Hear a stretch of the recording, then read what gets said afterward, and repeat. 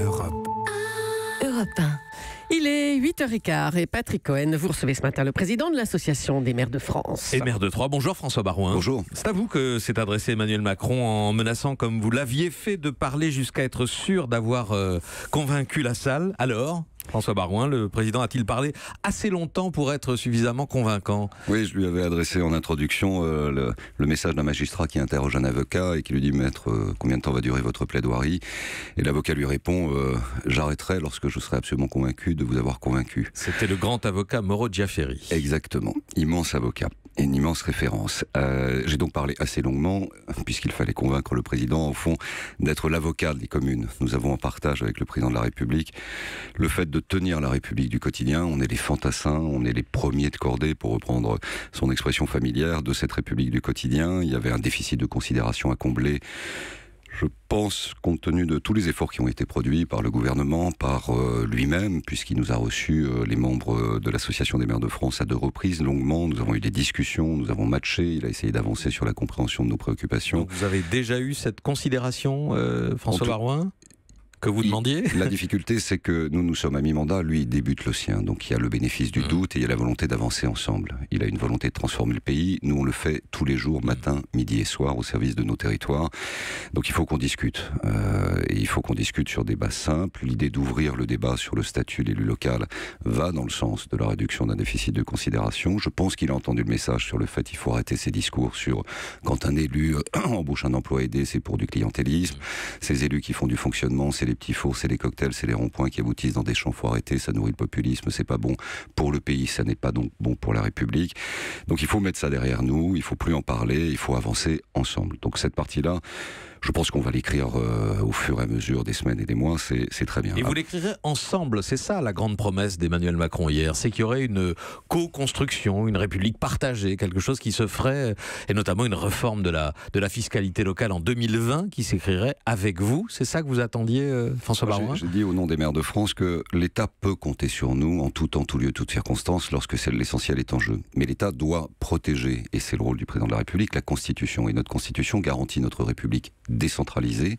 Et la décentralisation, c'est pas un terme technique, c'est une liberté. C'est la liberté locale, c'est la liberté des communes de définir par leurs services publics, par leurs investissements, par l'accompagnement des populations, par la vision de l'évolution du territoire, la capacité de se tirer vers le haut. Donc ça, il faut l'écrire ensemble. Pour ça, il faut des moyens, et dans les moyens, c'est les impôts. Il a fait un choix, c'est pas une surprise, il l'avait dit d'ailleurs au maire de France, il supprime la taxe d'habitation. C'est pas le premier président de la République à supprimer un impôt. Nicolas Sarkozy avait supprimé la taxe professionnelle. Sauf que personne n'est là pour la regretter, la taxe d'habitation, non? Je me trompe? vous savez, tous les impôts ont une part d'injustice. Oui. Si vous prenez la TVA, vous payez la même TVA qu'Arnaud Lagardère, et vous n'avez pas tout à fait le même salaire. Donc, si vous regardez bien dans chacun des impôts, vous trouverez des parts d'injustice. Il ouvre le jeu, c'est ça qui est important, sur une grande réforme fiscale locale. Ça, c'est fondamental, qui devrait garantir, c'est son engagement, la liberté des collectivités territoriales de s'administrer, et aussi le cadre général que nous demandons de conserver le lien entre l'habitant et la commune. C'est presque philosophique.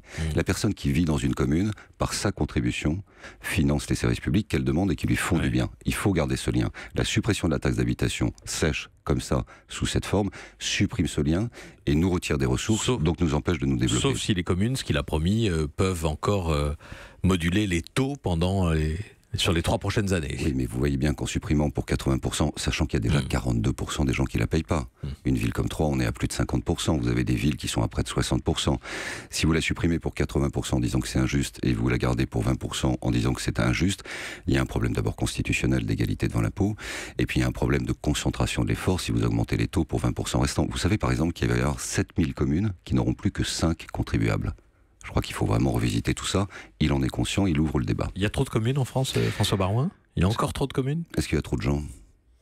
Est-ce qu'il y a trop d'habitants? Je comprends. J'ai jamais bien compris cette question. Les communes, comment ça? Bien sûr, vous le comprenez. Non, vous voyez bien des pays comparables qui ont moins d'échelons administratifs. L'histoire d'un pays dans sa géographie. Ouais. Et la géographie a structuré nos bassins de vie, nos populations. La commune, c'est une fille de la Révolution française. Donc c'est une institution. Et elle permet, par des bénévoles, de travailler aux côtés de populations. Vous supprimez les communes, vous n'avez pas supprimé les gens. Vous aurez toujours les mêmes Donc routes. il faut arrêter les regroupements de communes En tout cas, remplacer des bénévoles engagés, qui sont des élus sincères, qui se battent matin, midi et soir, week-end compris, au service de leur population pour faire en sorte que ça se passe bien, et les remplacer à terme par des fonctionnaires qui coûteront 6 fois plus cher, je ne crois pas que ce soit une bonne politique. Donc il faut aussi arrêter ce discours, il y a trop de communes, qui est de la mutualisation, qui est de l'intercommunalité, mais ça on le fait depuis des années, et ça se poursuit. Nous avons, nous, à l'Association des maires de France, porté l'idée de la commune nouvelle, c'est-à-dire au fond de manière volontaire, des élus qui se mettent ensemble, qui acceptent de disparaître dans leurs responsabilités. Mais il y a une différence entre le statut de maire et la commune qui est le bassin de vie. Une commune, c'est pas un échelon. Une commune, c'est une communauté humaine. Bon, je vous entends depuis 5 minutes, François Baroin, et je ne sais toujours pas si vous avez été convaincu ou pas, ou séduit d'une quelconque façon par le discours du président de la République. On sort de 6 mois très compliqués. Pourquoi ? Le président de la République met en place une conférence des territoires. C'est-à-dire, on se met autour de la table. Nous avons porté cette idée, il l'a reprise, c'était très bien. Il n'est plus question de la boycotter.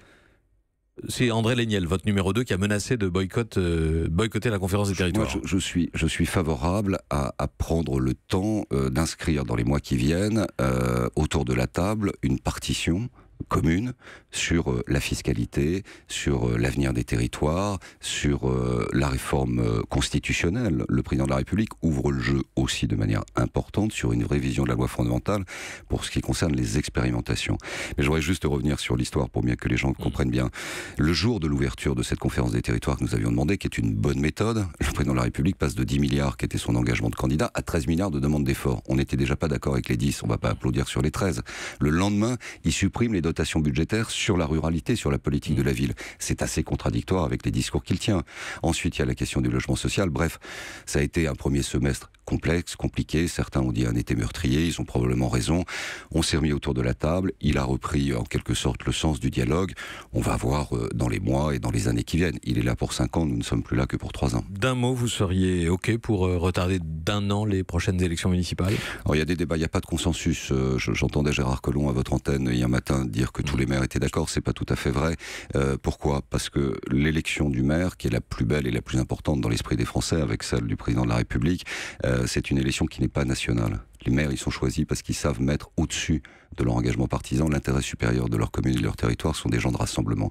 Les mettre dans un scrutin national en nationalisant ces élections, ça peut un peu altérer cette qualité. Après tout, ce sera au final le président de la République qui choisira. Vous dites, François Baroin, avoir tourné la page de la politique partisane, mais vous avez été un acteur important de la dernière présidentielle, soutien de François Fillon, possible futur Premier ministre. Vous lirez le livre de son directeur de campagne, Patrick Stefanini. Alors, j'ai dit ça parce que justement, je veux vraiment tourner la page, mais toutes les pages, y compris de tous les livres qui vont être produits ou seront produits sur cette période. Même les flashbacks, ça n'est pas possible. Ah oui, quelqu'un a dit qu'il avait cassé son rétroviseur. Voilà, moi c'est fini, c'est 25 ans de politique parlementaire, de politique vous aussi, partisane. Vous avez cassé le rétroviseur. Oui, parce que voilà, on a tous notre part de responsabilité. Maintenant, c'est pour l'histoire, c'est dans l'histoire, chacun écrira. C'est l'histoire toute fraîche quand même. Oui, mais c'est l'histoire quand même. Pour le coup, c'est la France d'avant. Votre présence à vous, près de François Fillon et au Trocadéro, sur ce fameux week-end, a peut-être changé le cours de l'histoire. C'est aussi ce qu'écrit Stéphanie. Oui. Enfin, ça me prêtait beaucoup d'influence. Enfin voilà, c'est pour l'histoire. Patrick Stéphanie, que j'aime beaucoup. On a mené ensemble à quelques-uns, aux côtés de Jacques Chirac, la campagne de 95. Donc mon amitié est inaltérable. Mais pour le reste, tout ça, c'est derrière. Et le portrait de François Fillon, solitaire et mutique, inapte à une aventure collective, il est conforme à ce que vous avez perçu. Je suis tellement désolé. J'étais tellement content de vous retrouver ici à Europe 1 avec le logo derrière pour répondre aux questions des maires.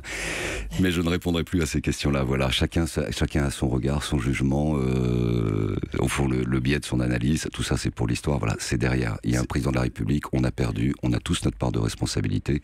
Personnellement, j'en tire les enseignements de ma part de responsabilité et je tire un trait sur ces 25 années. Il faut se réinventer, voir d'autres choses et d'autres personnes. Je continue mon engagement pour les territoires avec passion, parce que je pense que c'est bien d'équilibrer dans le débat public la vision de l'État et la vision des territoires. Et ce renoncement, il vaut pour tous les partis et pour tous les camps. Si, par exemple, le pouvoir actuel, par hypothèse, Emmanuel Macron vous tend la main ou vous propose une responsabilité nationale, ça vaut tout autant que pour votre famille ou votre ancienne famille politique. Pas mon ancienne famille, moi je suis gaulliste et j'appartiens aux Républicains, mais voilà, je me mets à distance de tous ces débats, je veux plus en entendre parler, je veux plus commenter toutes ces petites phrases, mais j'adore voir M. Cohen et je répondrai à toutes ces questions. question si l'avenir des territoires l'intéresse, et ça j'en suis convaincu. J'aurais essayé, vous connaissez le métier, François Baroin, j'aurais essayé. Merci d'être venu ce matin au micro d'Europe 1, François Baroin, président de l'Association des maires de France. Europe 1.